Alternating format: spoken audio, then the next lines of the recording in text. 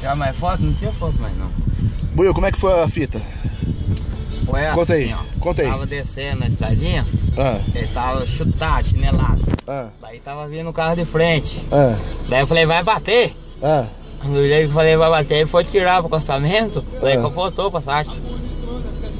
Aí o buiozinho ralou a orelha no barranco, arrancou a metade da orelha fora. Não vou mostrar agora porque tá com a faixa aqui, senão eu vou mostrar pra você ver.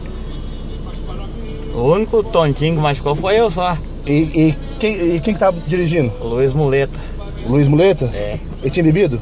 Tinha. Muito? Ah, da hora que eu vi, ele tava amanhecido bebendo. É? Você viu como que não pode dirigir bebê, Buiu? Então, Alguém paga, né? ainda bem que eu tava de cinto. Se eu tivesse sem cinto, eu não tava aqui contando essa história, não. É? É que foi cruel, foi. Aí eu chego.